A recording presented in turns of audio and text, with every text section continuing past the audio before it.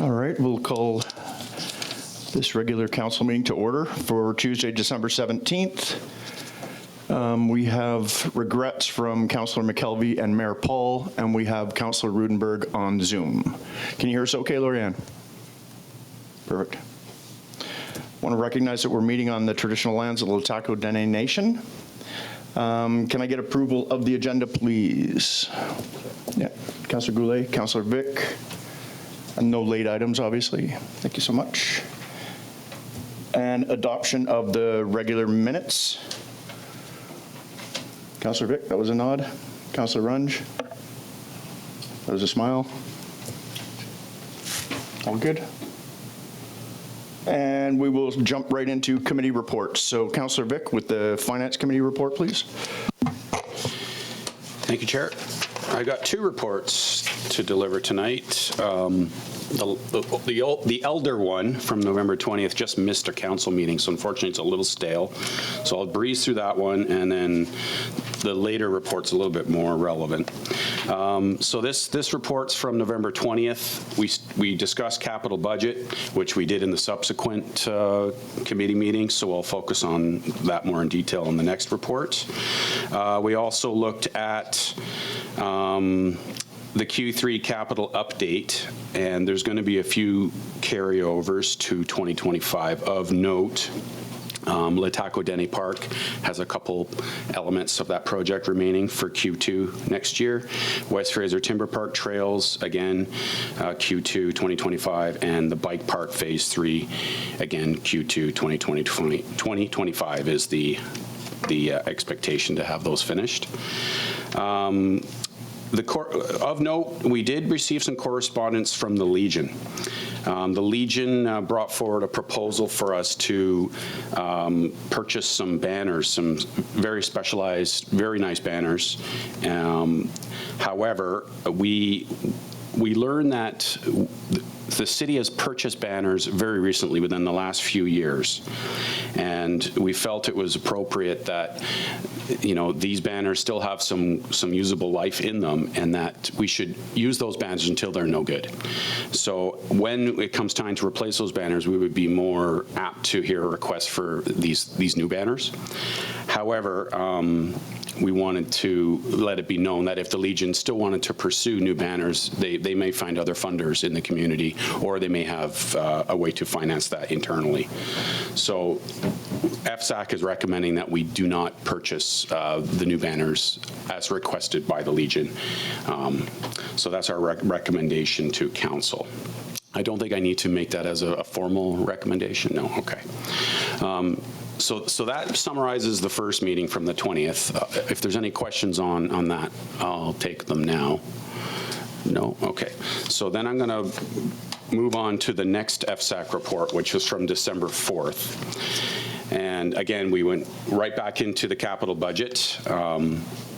And as it happens, that capital budget is coming up tonight from our fine director there. So obviously we went through it, and there was some subtle changes to a few items, but I'm not going to take away the thunder from Carrie there, so we'll leave it for that.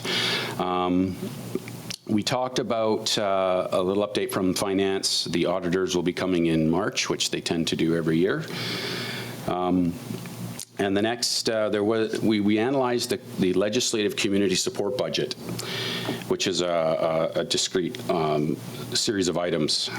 The committee reviewed the draft legislative and community support budgets, and this will come to council as part of our overall operating budget in a couple of months. It was suggested to keep council initiatives at $25,000 contribution again in 2025, as there's still $90,000 in the reserve. And that matches what we did last year. Last year, we also capped our contribution to that reserve to $25,000, and the reason being is the reserve was very high. Now, I don't know if that necessitates a change in our policy going forward, that if we have a certain reserve, we don't need to put $50,000 or more into that account, but we'll leave that for another time. So the general consensus was, since the reserve was healthy healthy, we don't need to make the same contribution. So we capped it at $25,000. Additionally, the First Nations Committee account will be renamed First Nations Initiatives. And the city also received a letter from School District 28 requesting confirmation of the city's bursaries for 2025 and noted that post-secondary education costs are increasing, much like everything else. So FSAC is recommending to council that we increase those two bursaries to $800 each. And that, those two bursaries are $800 each and have remained unchanged for 10 years, so they will be increased, and that's in my recommendation. The budget survey, we've agreed we're going to roll that out in January, second week of January, so we're working on some drafts for that right now. We also received some more correspondence from the Quesnel Junior School and Coraloo Ski and Snowboard Teams group. They requested some support. And what we have done is through the city, we've given them approximately $1,000 worth of swag items, I guess clothing, city branded clothing, etc. And we've also invested some staff time in helping them with their big event that's happening next year.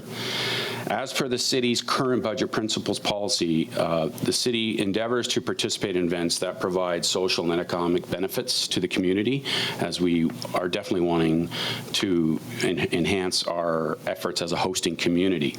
But we do not provide cash contributions to groups, and that was what they were really looking for.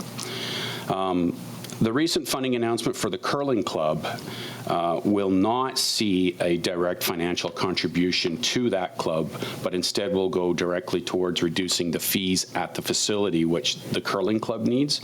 And I think that's where perhaps this group felt there was some opportunity to get some financial, direct financial aid, but it was different. It was a different situation where we're simply covering off a fee from a city-owned facility.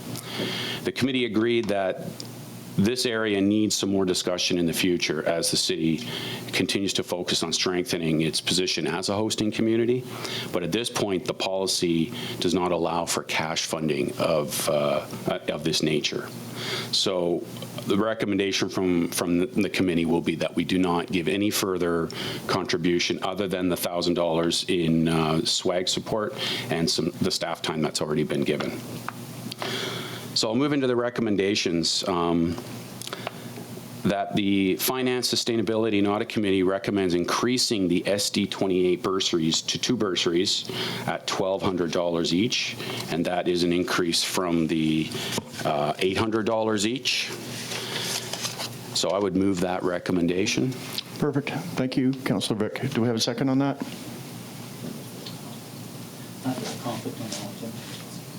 Okay. Yep.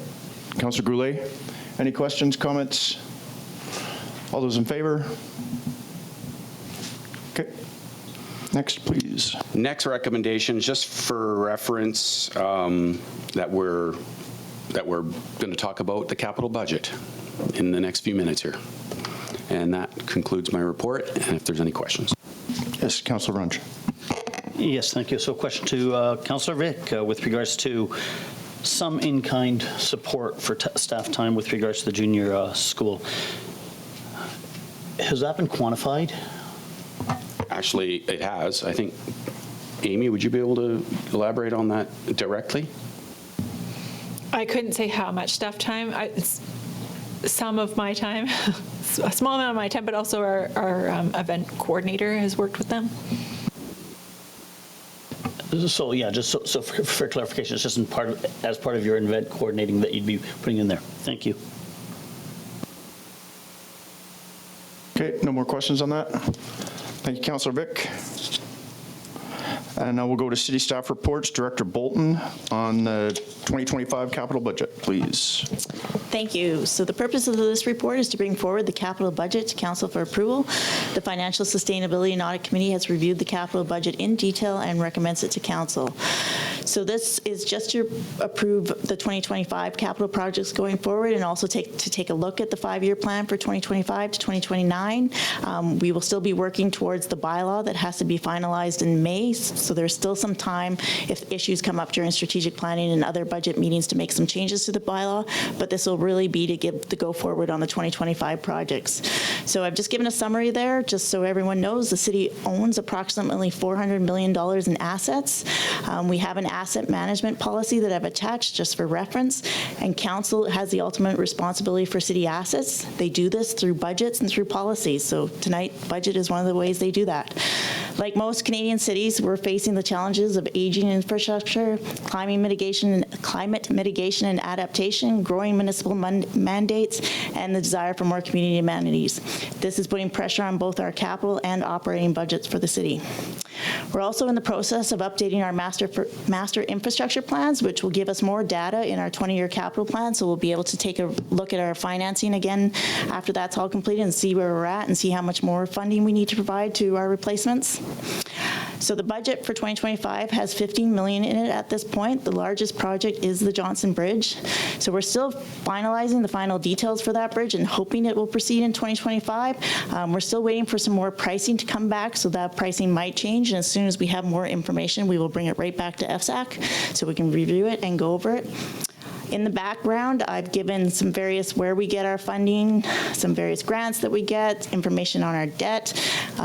There's also a lot of the various projects and plans that we have out there and where they're at. So some of the big projects that aren't in the budget that we'll have to consider is the renovation to the RCMP building. We're hoping to hear from the RCMP soon about where they're at on that process and then begin to take the next steps on that. Of course, that'll be a big change to the plan once we have more details. But there's also a lot of other plans that we have listed there that we'll need to have discussion over the next few months and decide where we want to put them and how we want to prioritize them. So attached is the full 5-year plan. I'm open to any questions. And then the recommendation is, and just a correction, I put 2024 in the year. Of course, this is 2025. The council approves the 2025 capital projects to proceed and directs staff to move forward with building the 5-year financial plan bylaw with the capital projects and funding sources proposed over the 5 years.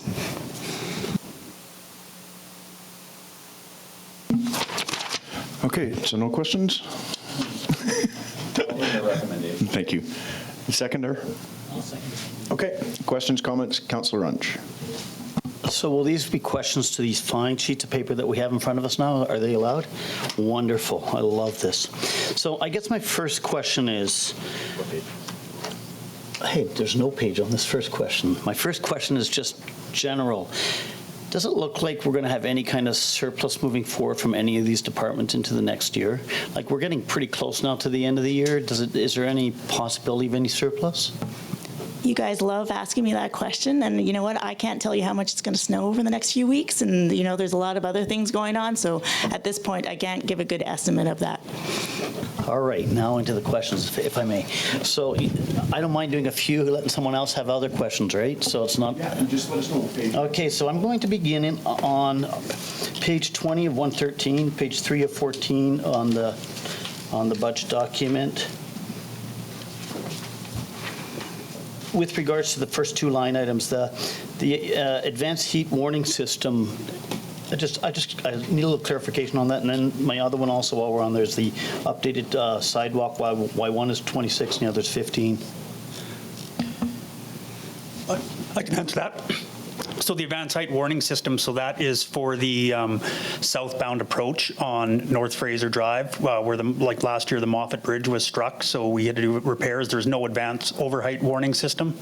That's where that is. And then the second one, the updated crosswalk, that is at on North Fraser Drive as well. There's a bus stop. There was a request to council for a crosswalk to the bus stop on North Fraser Drive, right across just past Fuller Street, or the first mobile home park. So that would also include some paving in that. So that's why we've costed that out more, just a standard, and that's with flashing beacons, pedestrian activated. Thank you, and I most likely should have asked Councillor Vic those questions before. My apologies for that. All right, moving on to page 6 of 14, 23 of 113. And it's our Public Works Park project. we have a lot of separate sign items there, some that are, so the sign, if the donation is not forthcoming, then that gets, because currently that's in our general capital, but it says donation dependent. Yeah, so that sign depends on a donation from West Fraser that we're waiting to hear about. If the donation doesn't happen, then we'll have to reassess and that project might not go forward. And then my other question is, because there's a lot of stuff happening in that park, and it comes out to a little, well, almost $600,000, $570,000. Is there any way of, or are those all independent projects, or is there any, like, the picnic table requests, I understand the baseball design that we're moving that one this year, the trash those are already the next year, the paving the entrance, do they all have to be done at once, or is there a possibility of, if we end up with numbers that are getting too high on our taxes, to shift those over to 2026, or is it just? So they're all independent projects that'll happen at different times at different parks. So at this point, we'd be giving the go-ahead on the 2025 projects. So if you suddenly during tax time want to change it, we'd have to see which ones we haven't started and decide. But they're all independent projects that staff have brought forward that feel that need to be done. Is there a particular one you don't like? Well, I just find the Rose Garden site improvements harshly expensive, but could be totally So just to off. give some explanation, that's at Labordier Park. That's to make the area much more accessible and just clean up that whole area.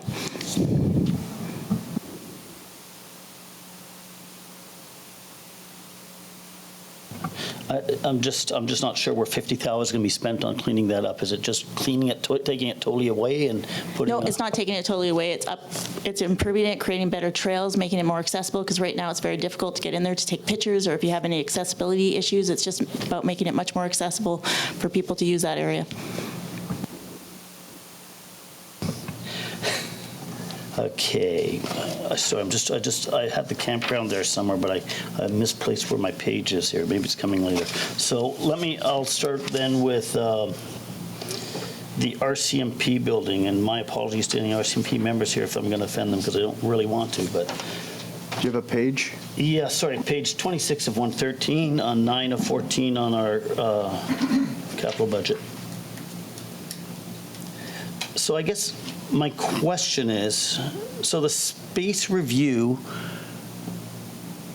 I just see it being out of sync with the review from the RCMP with regards to the building. So if we're coming up with a new building, if we're spending $70,000 on a space review right now, which we already know that we're looking for a new building, like where's this? I just don't see the value, I guess, the way it's. Maybe I can get some clarification, I guess. Thank you. Yeah, sure. And I mean, again, everything is at the discretion of council, but the idea there is that assuming that we get positive indications from the RCMP that they'd like to proceed with the project, then we'd like to advance the design. So that language that's there, space review, that's actually what we did last year, the space review. We would want to continue that process by developing some design concepts. So all we have at this point is really a very high-level discussion about how many square feet of space the RCMP needs. But in terms of, putting that into a floor plan and sort of working through that process, the idea is that this $70,000 would help advance that. We currently have it in as fully funded by the city. If we have discussions early in the new year with the RCMP, there's some potential that it could be funded or shared funding with the province. So we've put it in there so that there's the potential to do some design work and keep the momentum of the project moving forward into 2025.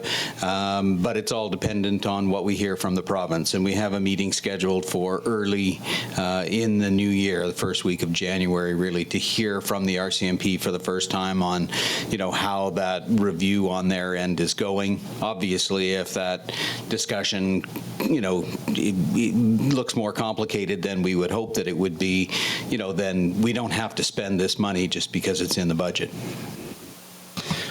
Yeah, I guess you hit the nail on the head. I don't even want it in the budget almost, because, we can have it tentatively in the budget, but it has to have a star there, because for me, it's really important. If we get this building that's already costing I missed the last meeting, but when I did the calculation, you do 25 million divided by the square footage. It's a horrendous cost per square foot for the building. That building plan is given to us by the RCMP. Is that understanding correct? It's like they give us what their plan is, and I understand they have lots of security things that have to be in their building. No, they would say that we're driving the bus. So we through discussions with our local detachment commander, recognize that they have space deficiencies. I think all of council had the opportunity to tour the space in order to get an understanding of what would be required in order to meet that demand of the current detachment. We had this space analysis completed, hired a consultant.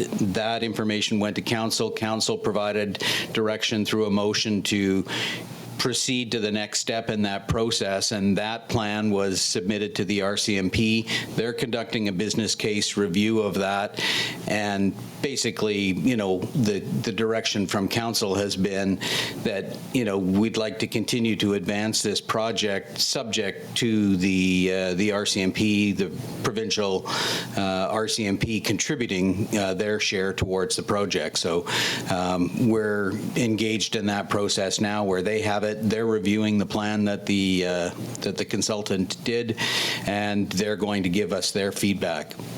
We've allocated funding here in the budget, again, solely at the discretion of council, but it's based on the assumption that council would like to see this project move forward, with cautious steps. But in order to get a better handle on, for example, what the actual costs of the project are likely to be, we need more detailed design than what we have now. We're not proposing that we develop, ready for construction drawings or anything. We're just trying to flesh out the design a little bit further, so that we would hire a consultant similar to what we had done previously to do the space review, but to start to develop a conceptual drawing, or what would be called schematic design phase of the building, so that we start to think about how the program space would work and have a better idea of how that model is going to work. We could potentially use some of that funding to do another quantity assessment so that we would get better cost estimating. The further we can drill down the design, the more accurate cost estimate we can get. So the idea is to put some money in the 2025 budget so that the project can advance depending on how things progress with the RCMP. If we don't budget the money for it, then we're not going to do anything to advance the project in 2025. This gives us the opportunity to do that if that's the wish of council. Okay, so going back, I hear this as an architectural schematic design with some better costing. I don't hear it as a space review. That was already done last year. Yes. So let's call it what it is. And my fear, so it's just on the table, is we spent 70,000. We get a plan that's okay now because of inflation or costs or whatever. It's at 30 million to redo. We put it out to public. It goes out as a referendum 2 years from now, maybe a year and plus from now. Goes out there. We then come back and have to do this whole report again to get it to current numbers. I just don't want to. I have no problem doing a high-level schematic. I just don't know how it comes to 70 grand, but I think that's valuable to move us forward. That I absolutely understand. I just don't want to do work now that we're going to do in a couple of years again, and if we don't get the okay from the public, then that's gone. And so that's why, mitigating, I guess I want to kind of mitigate. If in a worst case scenario the public says no to a new building, which I hope, I've been in the building, it needs renovation, so I understand that. I just maybe renaming it to architectural schematic design if we go forward would be for me a little bit more comfortable than a space review, because I don't see it as a space review.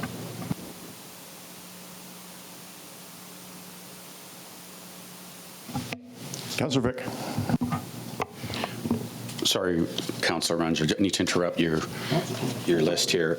Yeah, so we could rename that if that's in the spirit of accuracy. But I think the point with this allocation is, we're going to have a tight window as it is to get this in front of the public for October 2026.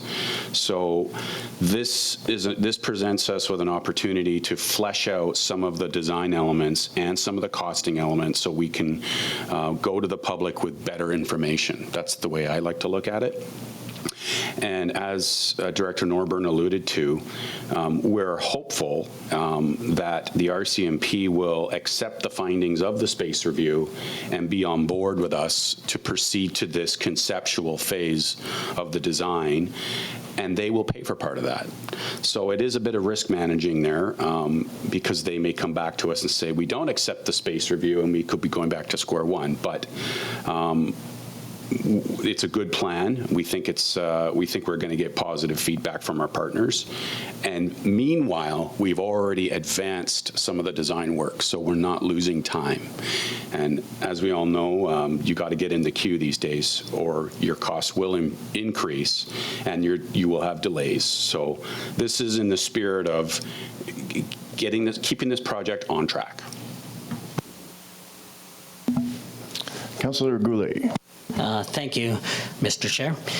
And I'm just going back, if I can, I'm not going to talk on the RCMP, but 614, the public works are parks, and I'm looking at, park number, is it 5, West Fraser Timber Park, baseball redesign at almost $400,000. Is that an accurate figure for those baseball diamonds? That seems like a lot of, is that including buildings, infrastructure, or is that just including fixing those, the ball diamonds? It seems like 400,000. I thought maybe that was a misprint, but it's saying 400,000, so just want clarity. No, that's what the number is. So that's just the estimate that we have from the consultant that we had do the ball field plan.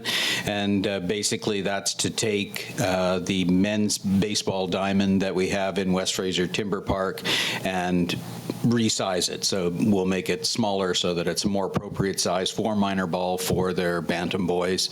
They don't like the size of the field now. They also feel that it will accommodate their peewee age group that is being displaced by the sale of the caribou fields. So that's one of the primary triggers. The other is, and we've had it on the list, you're kept within the capital plan for a couple of years, is that the backstop for the men's baseball diamond needs to be replaced anyway, that there's leaning and that sort of thing happening there that Public Works has identified. So it's sort of combining the fact that creating this smaller field will be consistent with what the ball field plan was. It will address the issue that we have with minor ball losing a ball field over at Caribou Fields, and it will address the safety concern that we have with the backstop, and we have it being budgeted to be paid for with gas tax funds. So it's not a direct hit to local taxpayers. Okay. Any other questions? Yeah, Councillor Runge. Sure, let's continue on, sorry. So really, I'm just trying to see if there's any way to cut things, so I guess that's clarification. So we have a bunch of the buildings, we have roofing allotments of multiple thousands of dollars. So whether it's whether it's the Anderson Fire Hall or the mental health, are all those roofs based on our program that says every X number of years, every 5 years, every 10 years we replace? Or are they based on actually the shingles needing or the tin needing to be replaced? Yeah, I mean, combination. It's in our asset planner software, so it comes up indicating that it's time to replace it. We'll also, have staff observe it. If it's a torch-on roof, they start to notice bubbling and that kind of thing. So if there's signs of an issue, but I think like most of those maintenance things, they're deferred maintenance. I mean, if you don't do them this year, which in a lot of cases you can probably push some of those, most of those projects, I would guess, but all you're doing is building them up, that at some point you have to replace aging equipment.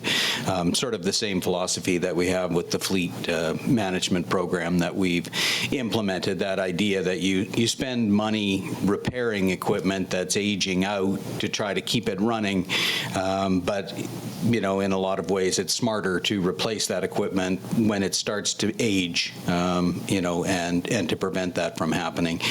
But again, if council and at your discretion, if you decide that you would like to find some savings and you want to push some of those projects into future years, that's an option, but they're not going to disappear from the list. There are things that will inevitably need to be done. Does it have to be done this year? You could probably hobble, for another year with most of them. But these are the ones that are coming out of the software that the facilities department is recommending, to try to, I guess, have a measured approach where every year we're replacing and repairing equipment, rather than letting it all build up into, a fifth year down the road or whatever the case may be. So I guess my question is actually to council then, because for me, I'd love to have a reserve where we risk manage some of this. If the roof is still good and it's still good for 4 years, I'd rather have the money there to fix it 3 years from now, as long as it's not leaking, because I agree with you. We don't want things to, either not have a roof or have a furnace that's not working or a heat pump that's not working. But the question is, as technology evolves, are we actually, and that's where we defer to the manager and the managers in our organization, right? Because you'll tell us, no, these heat pumps have to be replaced. They're too old, we have to replace them, or this roof has to be replaced. But if it doesn't, I don't want to be tied to a program when the piece of equipment that we have is still solid and we could have another 5 years out of it or something like that. I'd rather than go to adding it to a reserve. And I guess I don't mind doing this now, but that would be my discussion during strat plan, where we talk about this. Is it working, or are we giving too much to some of these things? Because given that we're in tighter and tighter financial constraints as we go forward right now, if there's something that we can move, if there's heat pumps, a couple roofs and stuff like that, and we save ourselves $100,000, then I'd be happy with that, I think. And then my other final... Maybe, Councillor Runge, maybe I can just comment on that. We have had a lot of talks about the newer asset management software that's in place, and we've been able to talk about that a lot at FSAC, so maybe we can bring you up to speed, and at strat planning, I think that would be a great idea, great timing to do it. And as you're well aware, and you bring this up a lot too, I mean, if we push these things back that are being recommended, they're not going to get any cheaper, right? And especially with a roof, what the consequences could be, but I think it's going to be a great discussion at strat planning to bring us all up to speed. Alrighty, perfect. And then there's two things left, and then I'll leave the floor to everybody else, I guess, and it's with regards to building audits. Are those contractors doing the building audits or are we able to let our management team actually do those audits? Yeah, they're contractors. They come up. They're the people that provide the software. They come up and do the audits and update and make sure that the software that we're using has got all of the equipment included and that it's up to date. I would say that our staff don't have time to do that work unless we allocate more staff time, create another position, or change the way that our staff time is allocated. Yeah, so I mean, that's just what we found is the most efficient way of dealing with that. Our staff do enter some pieces of equipment, but when the audit comes, it ensures that everything's up to date, that the software's up to date, that all of the pieces of equipment that we have are entered properly into the program and complete, and we find that it's it's effective at making sure that software program is fully up to date. All right, thank you. And I look forward to that strat timing on that. My last questions on 20 of this one is 29 of 113 on page 1214. It's our administration budgets.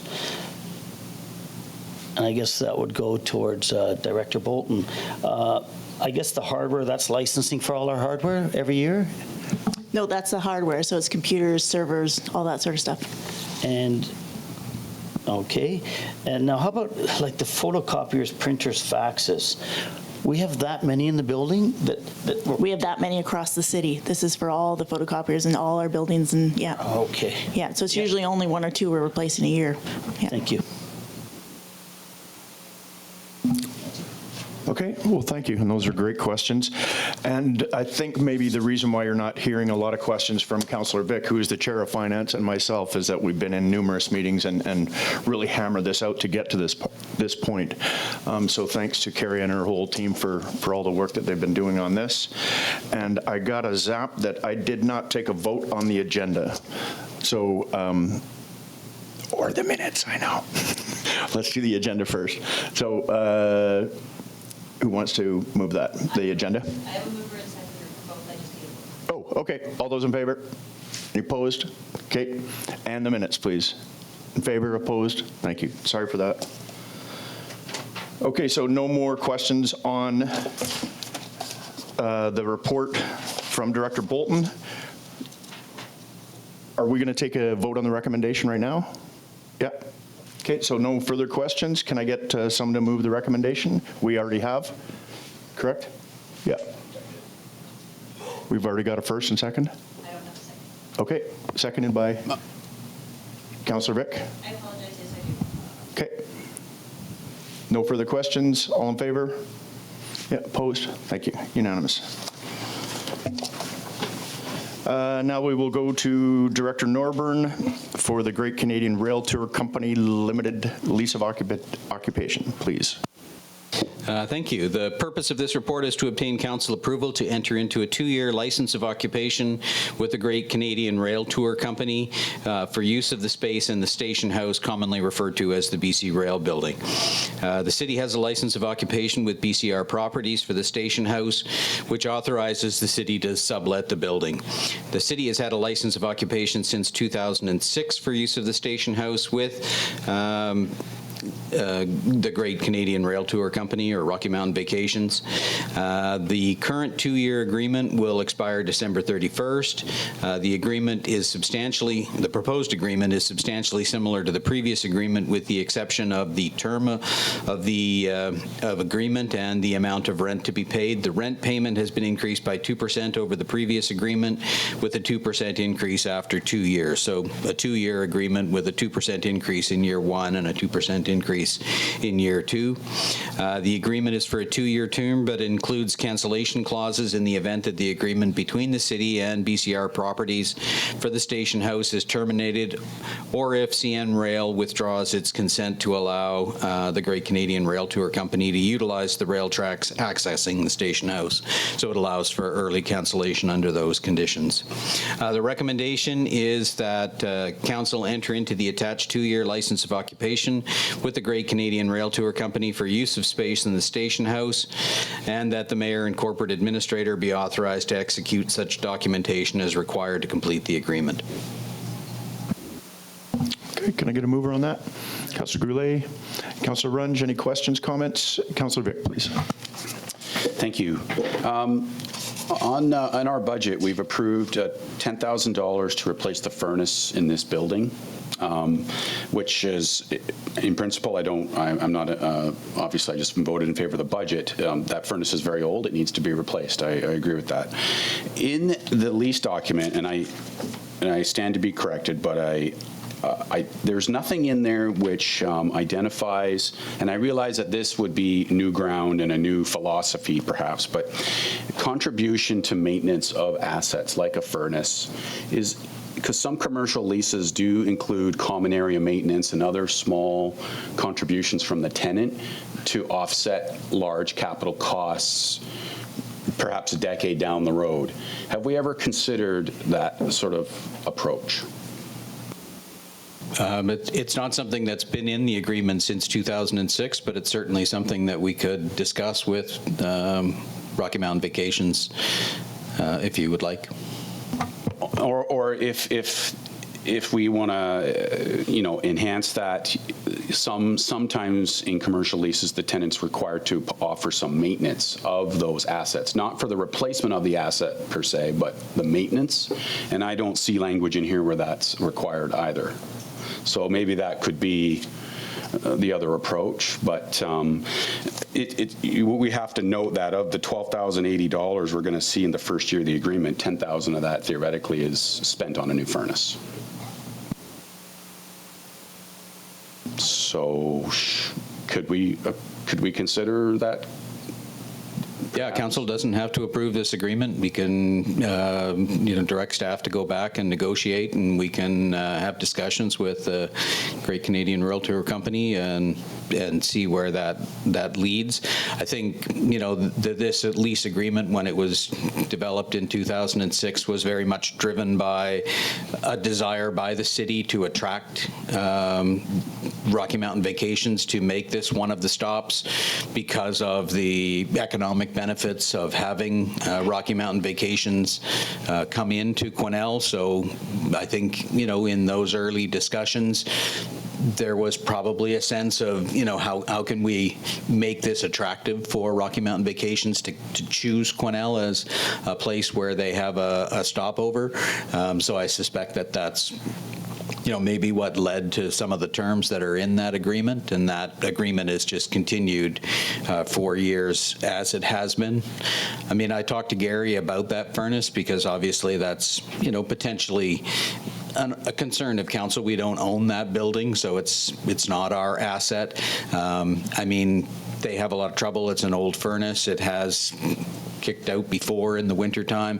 They keep it moving along. So from his perspective, he would like to see it replaced with a better working unit. But I mean, it's at the discretion of council. If you wanted to defer that capital item, they can keep hobbling along with the unit that is there, or we can have discussions with Rocky Mountain Vacations about, potentially contributing more towards the operating costs of the building or the capital replacement costs of equipment. I think so. Is the ball in my court here then? What's that?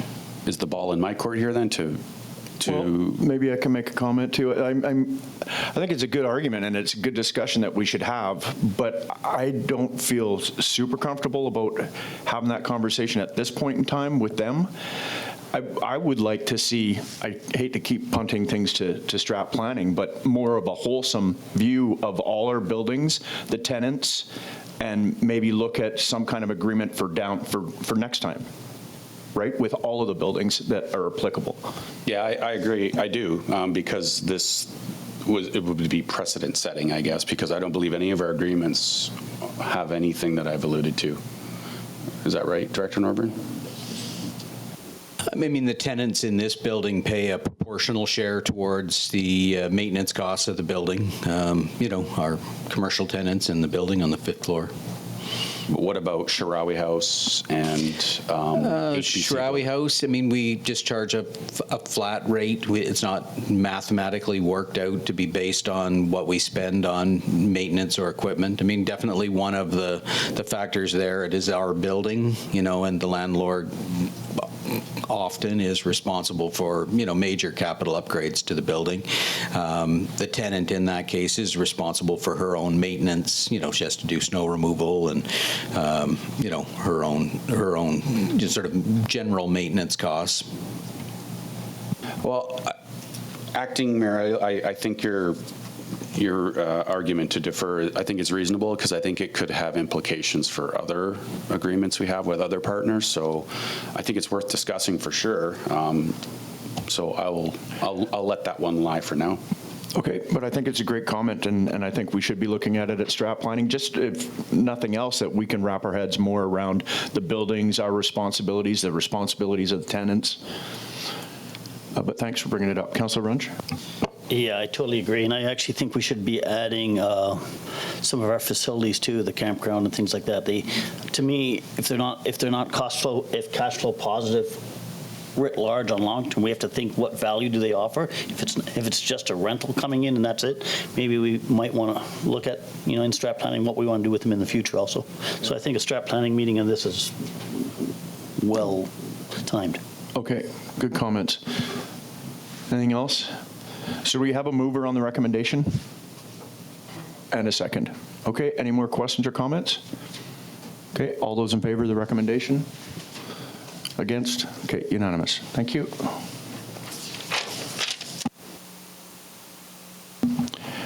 And now to Director Turner for admin report on 531 Lewis Drive, please. Thank you, Acting Mayor. The purpose of this report is to obtain direction on enforcement of non-compliance. Sorry, 1 second. What did I miss? I skipped a report. Oh, my bad. Sorry, Director Turner, can you hang on for 1 second? And we'll go to City Staff Reports number 3, Admin Report, City of Quesnel Legislative Assembly of BC Lease, Director Norburn to report. Again, please, thank you. Thank you. The purpose of this report is to obtain council approval to enter into a lease agreement with the Legislative Assembly of British Columbia for the use of office space on the 4th floor of the City Hall building. The previous member of the Legislative Assembly had a lease for office space on the 4th floor of the City Hall building that expired November 30th, 2024. Leases for constituency offices for MLAs in the province is no longer being negotiated directly with each MLA. Leases are being made with the Legislative Assembly of British Columbia as represented by the Clerk of the Legislative Assembly. The newly elected MLA for Prince George North Caribou has indicated interest in leasing space in the City Hall building. The proposed lease would be for a 4-year term commencing December 1st, 2024, so backdated to the first day of this month. The proposed lease rate has been increased by 2% over the previous lease rate and is fixed for the full term of the agreement, $16.24 square foot a year. The lease is substantially similar to the previous agreement with past MLAs, but does contain a number of new clauses proposed by the Legislative Assembly. The language in those clauses is consistent with the language that the Legislative Assembly is inserting into all of the agreements for constituency offices and pertain primarily to reasonable standards of maintenance of the office building, adherence to environmental laws and workers' compensation regulations, and revised language to address terminating or holding over the lease in the event of an election that occurs on a date other than the 3rd Saturday in October 2028. So there was language in the previous agreement to address that, but they have their own language that they would like inserted. The recommendation is that Council enter into the attached 4-year lease agreement with the Legislative Assembly of British Columbia as represented by Kate Ryan Lloyd, Clerk of the Legislative Assembly, for use of approximately 1,254 square feet of office space on the 4th floor of the City Hall building, and that the Mayor and Corporate Administrator be authorized to execute such documentation as required to complete the agreement. Okay, on the recommendation, can I get a mover? Councillor Runge. Councillor Vick. Any questions or comments? All those in favor? Councillor Rudenberg. We see you. Okay, that's it. Perfect. My apologies once again, Director Turner. If you could take it away on 531 Lewis Drive. No problem. Thank you, Acting Mayor. Again, the purpose of this report is to obtain direction on enforcement of non-compliance with the building bylaw at 531 Lewis Drive. Just in way of summary, recreation vehicles have been cited on 531 Lewis, contrary to the city building bylaw. Leeway was provided to the new property owner who took occupation of this site, as they immediately identified that their intent was to place a mobile home on the property. Through discussions with the new property owner, it became clear that this intention is to occupy the property with recreation vehicles over the winter, contrary to the bylaw. There have been public complaints regarding the state of the site, and photos are attached showing the site at this time. The site, through discussions with bylaw enforcement, would be considered not conforming to the neighborhood, and as such would be not meeting the standards of the bylaw, and would be therefore considered unsightly. Just to go a little bit more into the background on this, the building bylaw does provide an allowance for people to reside on property in recreational vehicles during constructions of their home. This is limited to a year, and it is clear that the use of the recreational vehicle is limited to the construction period of the home for a maximum of 1 year. This is a little, it also does go into the issuance of this allowance for mobile homes, in the fact that mobile homes must be completed, a building permit must be completed within 6 months, so that limits the time frame again. Mr. Landon placed the vehicle, obviously without knowing these standards. However, the problem at this site is beyond the nonconformance with the building bylaw policy with respect to citing the recreational vehicles. There is some complaints about the unsightliness of the property and the accumulation of materials. There's 2 mobiles that are being utilized for occupation, one for sleeping and living and the other for cooking. And then there's been a number of other buildings placed on the site too, also in contradiction to the bylaw, as a principal building must be cited prior to citing secondary buildings. There is also some concern about, the state of the units and the safety of the units. We did have some concerns about the heating of the one mobile home, which is being heated by a wood stove. We did request some confirmation from Mr. Landon that it was installed appropriately, and we were provided with some receipts that it was purchased from a reputable dealer, the stove, but there's a little bit of, it's not clear what the standards would be to place it in a mobile home. And we don't have really confirmation that it was put to a standard that it was placed in a mobile home. It does talk about outdoor occupancy for the mobile home, but we can get more information from Mr. Landon on that. Due to these issues, the staff, as you're going to see, is feeling that we should give some leeway for Mr. Landon to find different occupancy location, and that, however, that we should be clear. As you are aware, we've been increasingly having situations where people are looking to occupy sites in RVs, and contrary to our bylaws. We have required other individuals to vacate their properties when they have also taken this step. So we're trying to maintain a standard in that respect. And therefore, the recommendation is that council directs the property owner to cease occupying the property in the recreational vehicles within 90 days, and that council directs staff to proceed with taking the necessary enforcement actions should this not occur, and that council directs bylaw enforcement staff to require the property be kept in a tidy and orderly state in the interim.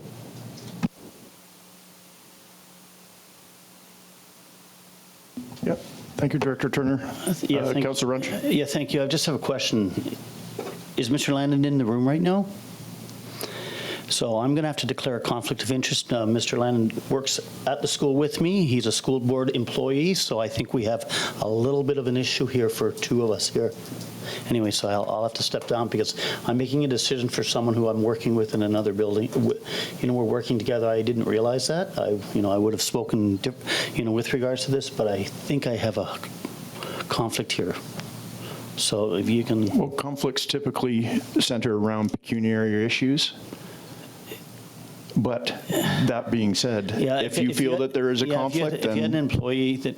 That's fine. So I'll step down. Thank you. Okay. Sorry. We'll give you a call when we're ready. Okay. Questions, or can I get the recommendation on the floor? Chair, are we able to do that at this point? Yes. Councillor Rudenberg, please. Thank you. In regards to that question just asked, there are 4 people. That's still majority of council. So yes, you can put recommendations on the floor. Thank you for that. Councillor Rudenberg, would you like to move this recommendation? Yes, thank you. Okay, can I get a second? Councillor Vick, any questions or comments? Yeah, Councillor Goulet. Thank you, Acting Mayor.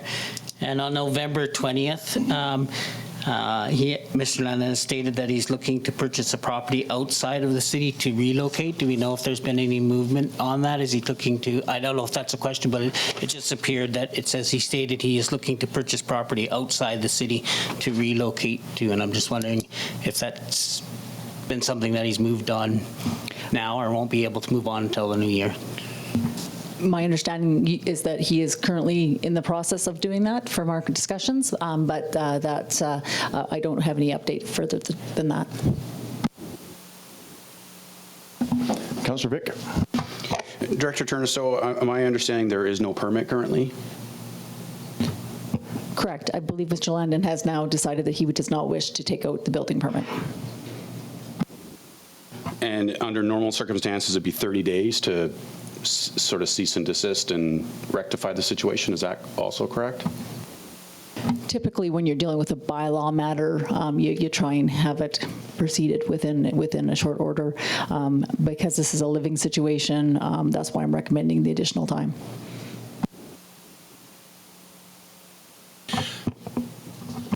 No further questions? Councillor Vic. Sorry. So, I agree with that. We should be as accommodating as possible. My only thought would be if we fast forward 90 days from today, that brings us to February the 17th. March. Sorry, am I 30 days behind? So is that March 17th then? Okay. I might suggest adding one extra month just to get us through possible freezing and the complications of moving during a harsh spring reality.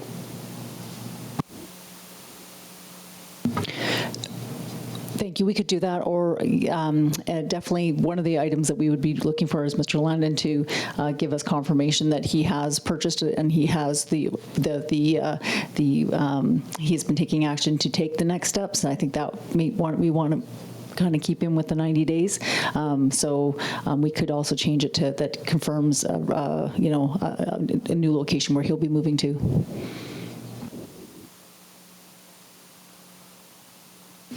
Okay, but I don't have that information right now, obviously, to help with that part of the decision. So with what's in front of me here, I would think that moving at the front end of March could be challenging, and an extra 30 days on top would bring us into a more reasonable weather situation for someone trying to move trailers out of what could be a pretty rough situation there. If council feels that's acceptable, I would be fine with that. Okay. We'll make that adjustment then? Yeah, so that would bring us to 120 days, is that correct? Yep. Councillor Goulet? Thank you. Just for clarity, so then we have the recommendation already been moved and seconded, I believe. Do we just need to make an amendment to say 120 days, and then we can just vote on the recommendation? Yep. Okay. Okay. So that amendment, Councillor Vic, and you're okay, Councillor Rudenberg is okay with that, or would you like to speak to it? Oh, you're okay? No, I'm good. To the recommendation to add 30 days, I'm good with that change. Thank you, Councillor Rudenberg. Any further questions or comments? Okay, I'll call the question. All those in favor? No, sorry. Oh, Sorry, yep. I do have. Yeah, go ahead. I just, thank you. So to the proponent here, I really hope that he understands the leniency that we're putting on this, because he does understand that he should not be residing on this property, and the fact that he has those other buildings there. So on good faith, I really hope he understands that this needs to happen within that 120 days. Thank you. Yeah. Okay. So I'll call the question then. All those in favor? Opposed? Unanimous. Thank you.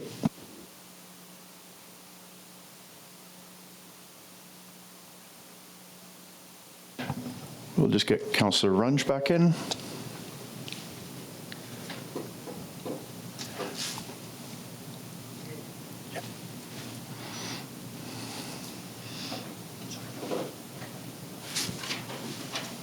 Thank you. Now we will move to Administration Report 1225, Regional Attraction, Agriculture and Food Security. Manager Reid to report, please. Thank you.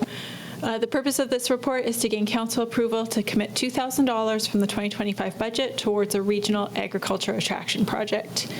The Cariboo Regional District has the opportunity to apply to the IAF Recruitment, Retention, and Innovative Skills Fund and Northern Development Initiative Trust Marketing Initiatives Grant to support a regional attraction project focused on agriculture.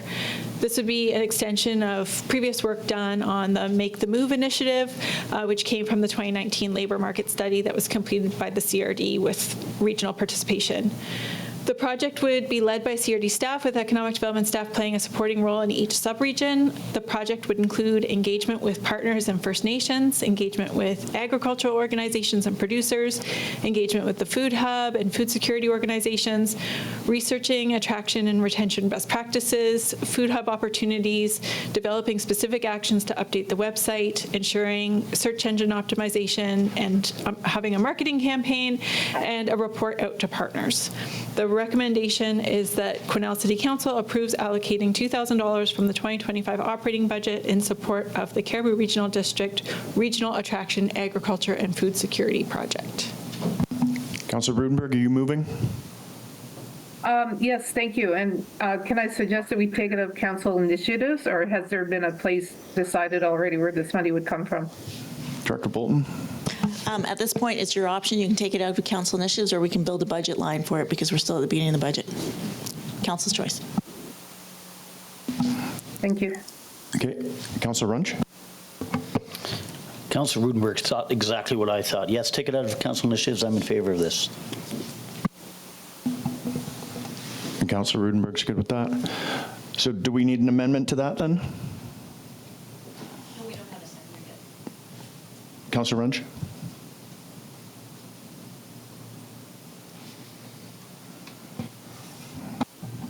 Sorry, no, you don't have to amend it just because we hadn't had the seconder yet. So Councillor Rittenberg added that. Yeah. Okay, so Councillor Runge is seconding then? Yeah, sorry, I thought I seconded it already, and then I agree No, with so did I. So we're good. We'll take a vote then, if there's no further comments or questions. All in favor? Unanimous. Thank you.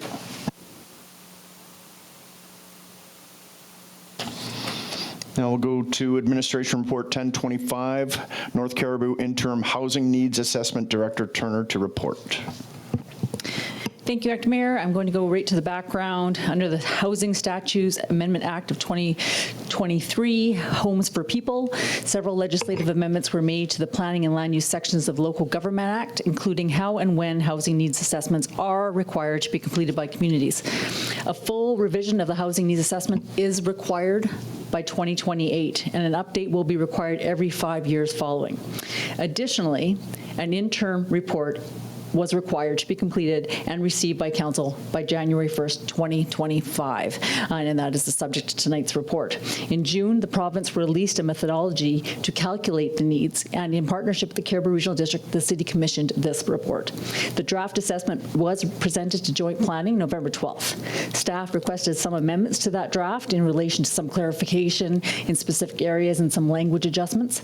The content of the report with respect to the housing needs calculations, recommendations, and analysis did not change. The reporting requirements included identifying the number of housing units required to meet current and anticipated need for the next 5 and 20 years based on prescribed methodology. A statement about the need for housing in close proximity to transportation facilities, a description of the actions taken by local governments since receiving the most recent housing needs report. All of those are included in this interim report. Just a quick snapshot. The housing report showed that the housing need for the 5 years is 913 units. For the next 5 years, actually, it ends in just after 2026. Over a 20-year period, it is showing the housing need to be 2,506 units. The calculations were based on province-wide and were completed province-wide, excuse me, and based on 6 components of housing need: extreme core housing need, homelessness, suppressed household formation, projected population growth, rental vacancy, and a demand factor. And as you all heard in the joint planning, and I'm going to repeat here again, that demand factor is sort of an unknown number, but it is really significant in the actual numbers that come out of our housing needs assessment and the units that are required. So I'm hoping at some point we'll get a little bit more understanding from the province about what that demand factor is. But for our purposes right now, I think it's important to note that although there is some questions about these housing needs numbers, the benefits here are that they are going to be, they have been done province-wide, so they'll be comparable with other communities, as well as they are a standard that we can compare based on ourselves in the future. So there is some benefit in that respect. I've attached the interim report as well as the previous housing needs report, of which it bases itself on. The need here is to have receipt of this report, and I'll go right to the recommendation. The council receives the final Quesnel North Caribou interim housing needs assessment, and that council directs staff to publish the report on the city's website. Okay, thank you. Councillor Runge moving the recommendation. Can I get seconder Councillor Goulet? Any questions or comments? Councillor Rudenberg? Or no, you were just going for the second? Okay, thank you. Councillor Goulet, please. Thank you, Acting Mayor. And just for my clarification, you know, under suppressed household formation, like what are they saying there? Like that just seems like a term I haven't heard, or is it included in the report? I didn't see it in the report, but. It's definitely within the calculations, the defined calculations that the consultants had to perform. And can I specify exactly how those economists put that number together? Not exactly, but I understand the intent of it. The intent is basically if you don't have the appropriate housing in your community, you don't, there's a suppressed housing growth because students aren't moving out because there isn't any housing to move out to in affordable ways. So it's suppressed. There's suppressed housing formation because people cannot afford or the units don't exist. Does that make sense? Yeah. Any other questions on this? Okay, I'll call the question then. All those in favor? Opposed? Carried. Thank you. Now we'll go to Admin Report 1125, Northern Development Initiative Trust Grant Applications. Coordinator Coppin to report. Thank you, Acting Mayor. The purpose of this report is to gain Council's approval to submit applications to the Northern Development Initiative Trust annual funding programs. The following applications to NDIT are submitted each year, requiring a resolution from Council of the Economic Development Capacity Building, Grant Writing Support, and Local Government Internship. Recommendations are that Quesnel City Council supports an application to NDIT for $50,000 for the Economic Development Capacity Building Grant. And recommendation number 2, that Quesnel City Council supports an application to NDIT for $8,000 grant writing support grant, and that $2,500 be included in the operating budget for the Economic Development Coordinator's salary to be allocated to cover the city's contribution.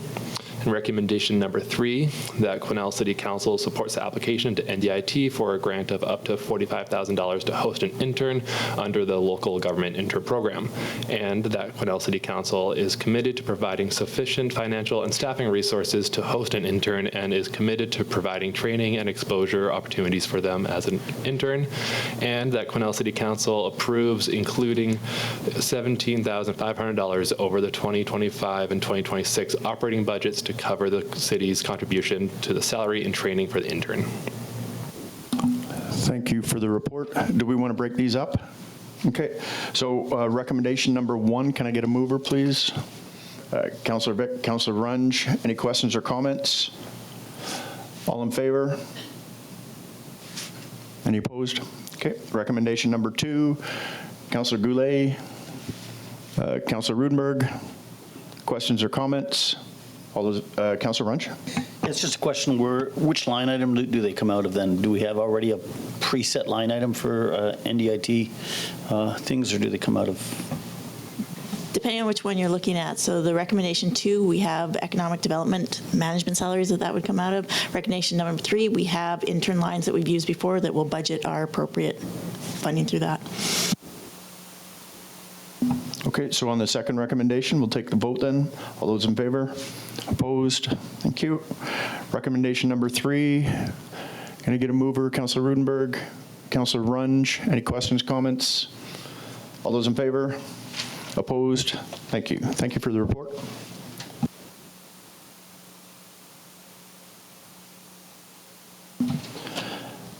Administration Report 1525, 340 Dawson Street Remedial Action Request. Director Turner, please. Thank you, Acting Mayor. The purpose of this report is to obtain a remedial action order for property defined as civic address 340 Dawson Street. In summary, the principal structure on the property was involved in a structure fire on October 3rd, 2023. No action has been taken to repair or remediate the fire damage to date. The fire damaged structure remains on site and creates an unsafe condition. There have been reports from neighboring properties that persons are accessing and entering the structure. For your information, there's been a chronology placed for background that leads you right through the events that have happened up to date on that property. In addition, there is a complete rationale for why staff are now recommending that we move to remedial action order on this property. And I'll read the remedial action order recommendation. The council consider the fire damaged structure, located on land having the legal description of PID 023157305, Lot 3, District Lot 1229, Caribou District Plan PGP 39107, and a civic address of 340 Dawson Street. The property is in a state that creates an unsafe condition as per Section 73 of the Community Charter, and that council declares the property unclean as to be offensive to the community and as such are a nuisance to the property as per Section 74 of the Community Charter, and that council pursuant to Section 73 and Section 74 of the Community Charter, council requires Stuart Warren Braithwaite and Sherry Gillian Braithwaite, the owner, as the registered owner in fee simple of the property, to do the following actions. 1, maintain the security fencing around the site with warning signage warning of the danger of the hazard. 2, by January 20th, 2025, apply for the building permit to repair or demolish the principal building. And number 3, within 30 days of receiving a demolition permit, to remove the structure and the accessory building from the property and to lawfully dispose of the structure and accessory building. And that council authorizes staff to take all necessary steps to carry out each of the above actions should the owner fail to undertake the above actions by the deadline specified in this order, and to cause the full cost of actions to be added to the property taxes of the property. Okay, can I get someone to move the recommendation, please? Yeah, Councillor Vick. There's Councillor Rudenberg there. Councillor Rudenberg for the second. Thank you. Any questions or comments on this? Councillor Vick. Obviously, we can't leave it in the situation that it is, and I'm mindful that on the next report, we've got a sort of a similar decision to make. What options have we got as a community where it's unlikely, if we look down the road on this one, I think it's going to end up us taking care of this, if I look into my crystal ball. And we've done it before in the last few years, and we're probably going to do it again. What is the option other than us footing the bill every single time to do this? To my knowledge, there is no other option from my perspective. I know the Director of Finance has reached out to her colleagues to ask if they are aware of any other abilities. Typically, the ability is to sell the property to regain your dollars. Of course, in certain conditions, we may or may not do that. Reminder that this particular property is in the West Quesnel land stability area. It might not be one that we want to sell. Those will be considerations as well.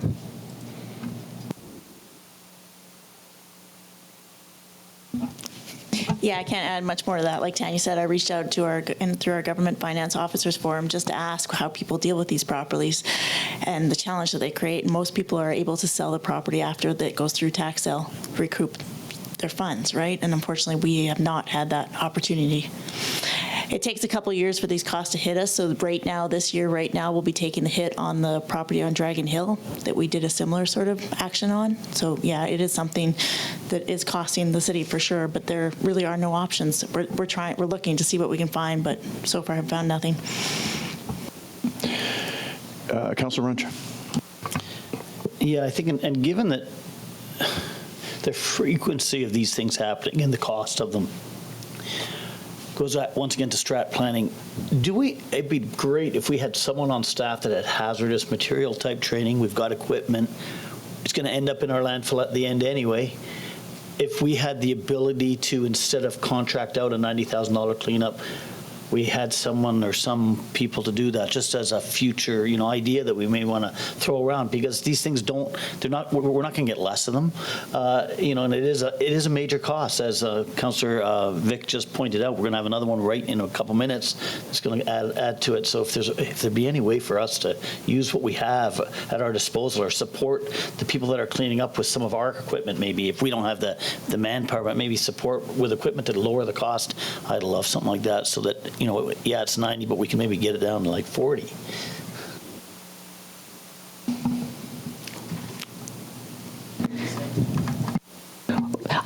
There's a lot to that.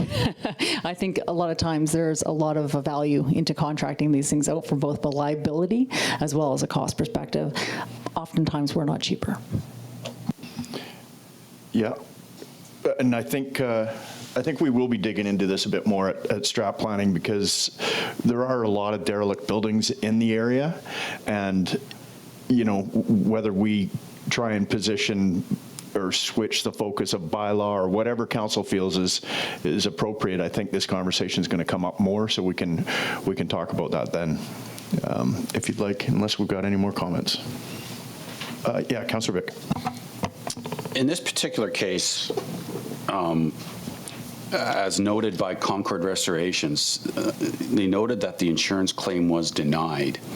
And I don't want to get in the weeds on why that happened, but can the city not, as part of being a homeowner in the municipality and paying your taxes, proof of insurance, is that not a lever that we can press?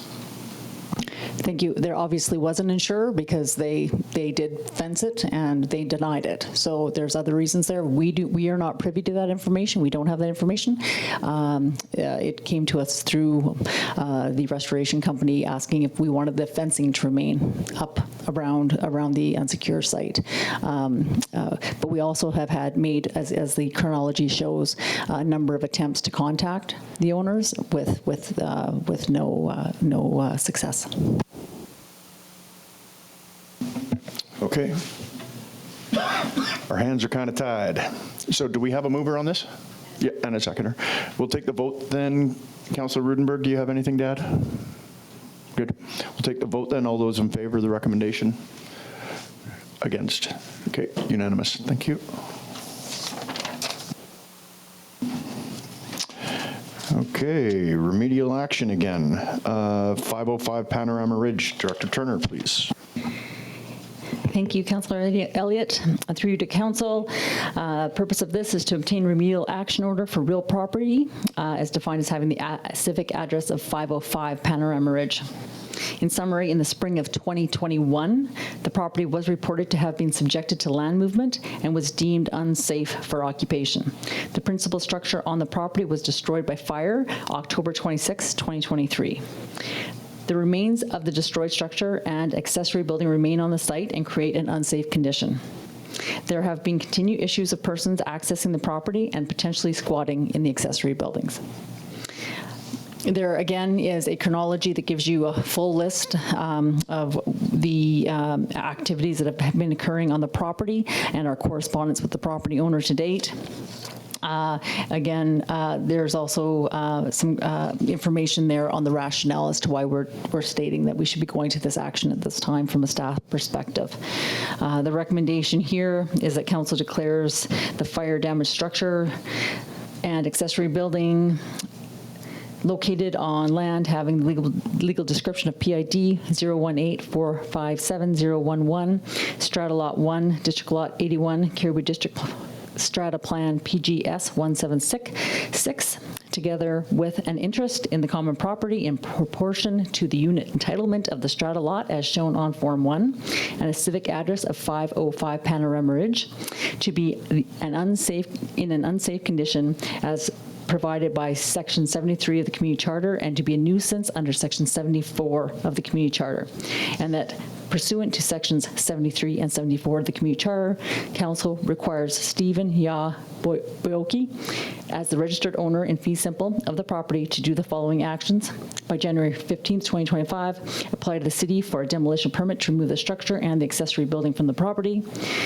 2, submit to the city a geotechnical assessment by a qualified professional that the building sites that provides recommendations, for the removal of building foundations and the remediation of the building sites within the property as a condition of issuance of the demolition permit as soon as practical to complete such an assessment. And 3, within 30 days of receiving a demolition permit to remove the structure and the accessory building from the property and to lawfully dispose of the structure and accessory building. And that council authorizes city staff to take all necessary steps to carry out each of the above actions should the owner fail to take the above actions by the deadline specified in this order, and to cause the full cost of actions to be added to the property taxes on the property. It's a mouthful. Okay, can I get a mover, please, on the recommendation? Thank you, Councillor Goulet. Councillor Vic, any questions or comments, please? No questions? I'll take the vote then. All those in favor? Opposed? Carried unanimously.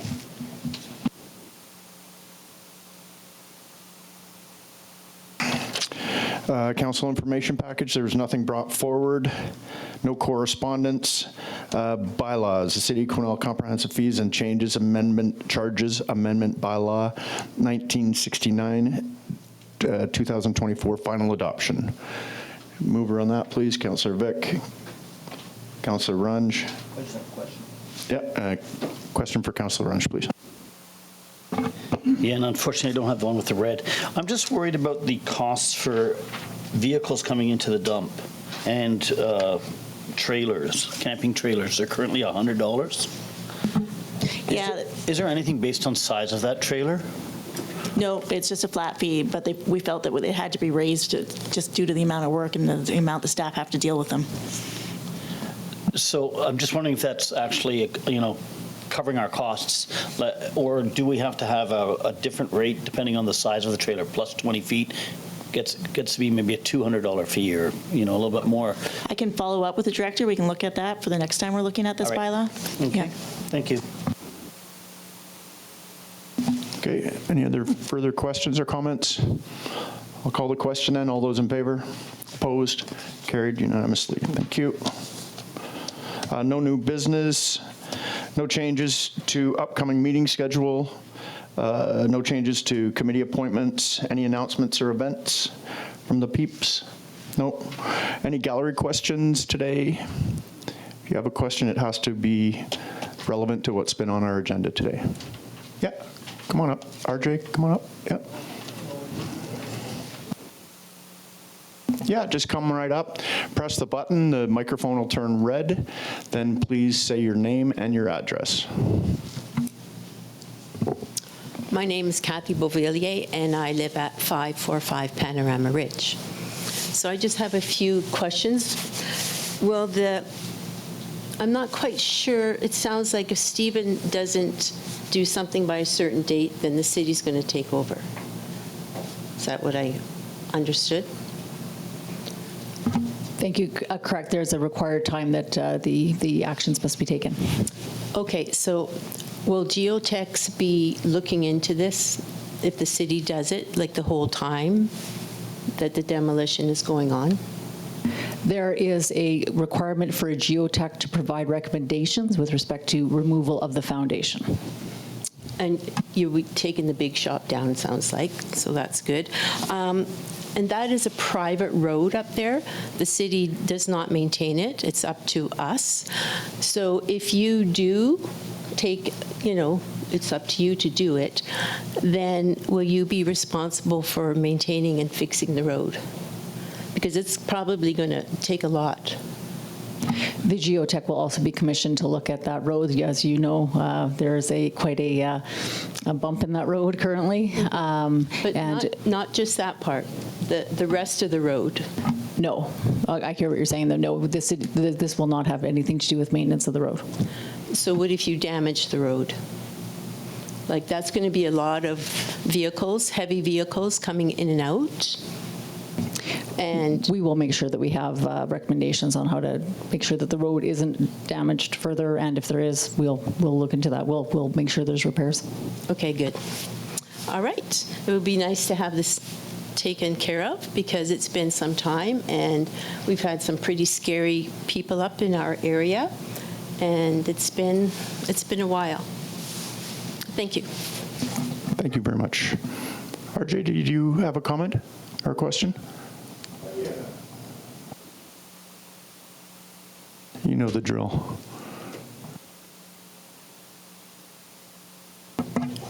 I'm RJ Prue from 382 Rodis Drive. And no, it's, I think it would go under the entertainment or to it. So what I want to say is Merry Christmas to all of you, if that is okay. Is this okay? We're going to let it go this time, RJ, for sure. This is the last meeting that we're having for this year. I also like to thank each and every one of you for what you do. Ms. Bolton, you've been a superstar. Ms. Hartley, and all our councillor, including, and all our staff, and how about the media that we have, and, reporting in our papers and whatnot. So with having said that, I want you to, and your family, to have a wonderful Christmas. May peace be with you. And no, I'm not a preacher. I'm not very good at religious statement or anything, but there's a little word, a little four-letter word that the whole world seems to forget lately. It's called love. I don't know if anybody understands the meaning of that. But you know what? We have so many problems in this world that maybe a touch of love at Christmas time would be pretty appropriate. The negative of our federal and our neighbor, USA, coming president is very negative, and I'm coming back to the very same word, love, and caring for each other. Thank you very much, and Happy New Year's, and thanks for what you do. Thank you, RJ. Very nice. That's going to do it. So I'll call for adjournment. Anybody in favor of that? Yeah, Councillor Vic, Councillor Rudenberg. All those in favor? Opposed? Carried. Thank you very much, and Merry Christmas, everybody.